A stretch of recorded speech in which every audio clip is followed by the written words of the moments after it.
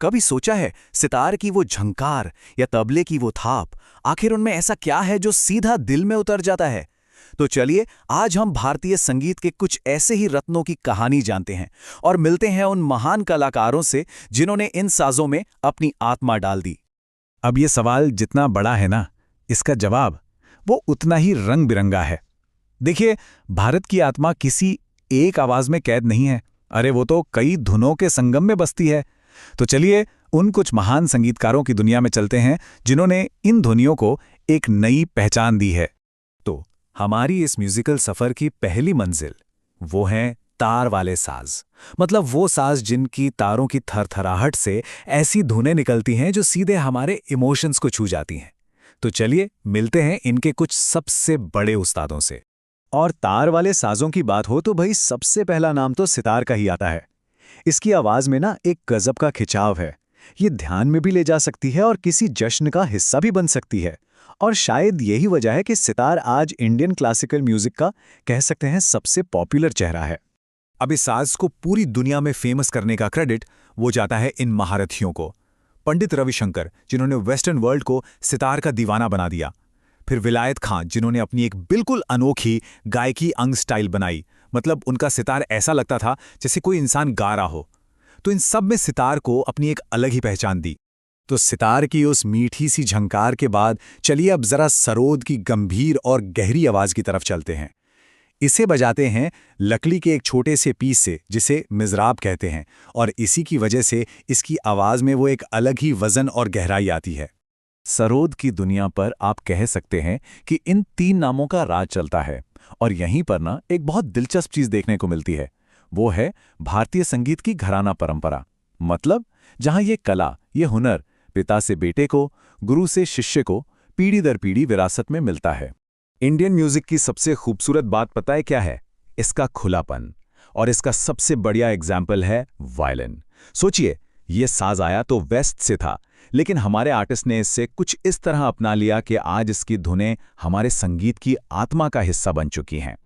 तो इस western instrument में इंडियन रूह डालने का क्रेडिट वो इन दो महान कलाकारों को जाता है। एक तरफ है एल सुब्रमण्यम, जो अपनी टेक्निकल मास्टरी के लिए मशहूर हैं, और दूसरी तरफ वीजी जोग, जिन्होंने वायलिन को हिंदुस्तानी संगीत के रंग में ऐसा रंगा कि कोई कह ही नहीं सकता ये बाहर से आया है। अब स्ट्रिंग इंस्ट्रूमेंट्स की दुनिया में ही दो बिल्कुल अलग अलग पोल्स भी हैं, एकदम नॉर्थ और साउथ पोल जैसे। एक तरफ है संतूर, जिसकी मीठी सी आवाज सीधे कश्मीर की वादियों से आती है, और दूसरी तरफ है वीणा, जिसका इतिहास तो हजारों साल पुराना है और हमारी संस्कृति की जड़ों से जुड़ा है। और मजे की बात यह है कि इन दोनों साजों को इनकी आज की पहचान दिलाने का क्रेडिट एक एक कलाकार को जाता है। पंडित शिव कुमार शर्मा, जिन्होंने एक फोक इंस्ट्रूमेंट संतूर को क्लासिकल स्टेज तक पहुंचा दिया, और वहीं एस बालचंद्रन ने हमारी प्राचीन वीणा की शान को हमेशा बनाए रखा। तो तारों की झंकार तो हमने सुन ली, अब बारी है उस संगीत को महसूस करने की जो सिर्फ एक सांस से बनता है। जी हाँ, चलिए मिलते हैं फूंक से बजने वाले साजों के उन मैजिशियन से, जिनकी एक फूंक में पूरी महफिल में जान डालने का दम होता है। और जब भी सांस से संगीत बनाने की बात आती है ना, तो सबसे पहले दिमाग में क्या आता है? बांसुरी, है ना? इसे ऐसे ही भगवान कृष्ण की दिव्य सांस नहीं कहते। कभी सोच कर देखिए, बांस का एक मामूली सा टुकड़ा और उससे निकलती हैं इतनी रूहानी धुनें। कमाल है। इस सीधे साधे से दिखने वाले साज को अमर बनाने का काम किया है इन महान कलाकारों ने। हरिप्रसाद चौरसिया जी, जिनकी बांसुरी तो पूरी दुनिया में शांति का सिंबल बन गई। पन्नालाल घोष, जिन्हें बांसुरी को क्लासिकल म्यूजिक में लाने का क्रेडिट दिया जाता है। और साउथ इंडिया के लेजेंड टी.आर. महालिंगम। अच्छा, बांसुरी के बाद अब बात करते हैं शहनाई की। शहनाई की आवाज सुनते ही मन में क्या आता है? शादी ब्याह, कोई जश्न, कोई शुभ मौका, है ना? इसकी वो पावरफुल और थोड़ी तीखी सी जो आवाज है ना, वो हर खुशी के मौके की पहचान बन चुकी है। और शहनाई की बात हो और उस्ताद बिस्मिल्लाह खां का नाम ना आए, ये तो हो ही नहीं सकता। वही थे जिन्होंने इस साज को शादी के मंडप से उठाकर दुनिया के बड़े बड़े कॉन्सर्ट हॉल्स की शान बना दिया। और हाँ, उनके साथ साथ अली अहमद हुसैन और दया शंकर जैसे फनकारों ने भी इस परंपरा को जिंदा रखा। तो ठीक है, सुर और राग की बात हो गई। अब बारी है उस चीज की जो म्यूजिक को उसकी हार्ट बीट देती है, यानी रिदम।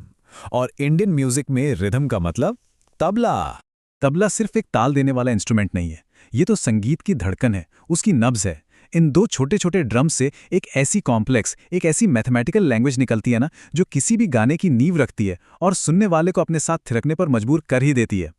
और इस रिदम के बादशाहों की लिस्ट में कौन कौन है? जाकिर हुसैन, जिनके हाथ तो तबले पर बिजली की तरह कौंधते हैं, उनके वालिद महान अल्लाह रखा खां साहब और बनारस घराने के पिलर किशन महाराज।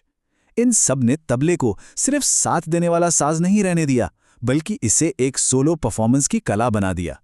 तो हमने इतने सारे इंस्ट्रूमेंट्स और आर्टिस्ट की बात कर ली, पर एक मिनट, क्या कभी ये सोचा है कि इनमें से जो सबसे फेमस इंस्ट्रूमेंट है सितार, वो आखिर आया कहाँ से, बना कैसे? इसकी कहानी तो दो अलग अलग कल्चर्स के मिलने की एक बहुत ही दिलचस्प कहानी है। बिल्कुल सही। सितार का जन्म किसी एक सोच या एक जगह पर नहीं हुआ, बल्कि ये दो महान म्यूजिकल ट्रेडिशंस के मिलने से पैदा हुआ। एक तरफ थी हमारी प्राचीन भारतीय वीणा और दूसरी तरफ था ईरान से आया तंबूरा। इसे ऐसे समझ सकते हैं, एक सिंपल लेकिन पावरफुल इक्वेशन की तरह। वीणा की खासियतें ली, ईरानी तंबूरे की खासियतें ली, दोनों को मिलाया और नतीजा एक बिल्कुल नई अनोखी आवाज, जिसे आज हम सब सितार के नाम से जानते हैं।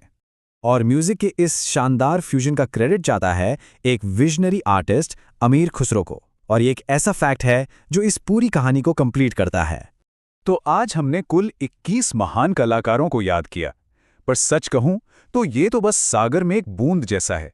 इंडियन म्यूजिक का समंदर तो ऐसे अनगिनत रत्नों से भरा पड़ा है, जिन्होंने अपनी कला से हमारी इस विरासत को और भी अमीर बनाया है। तो जाते जाते एक सवाल के साथ छोड़ते हैं कि इन महान कलाकारों की जो ये विरासत है, ये आने वाली जनरेशन्स के म्यूजिक को कैसे शेप देगी, और क्या भविष्य में भी इसी संगीत के सागर से ऐसे ही नए नए रत्न निकलते रहेंगे? ये सोचने वाली बात है।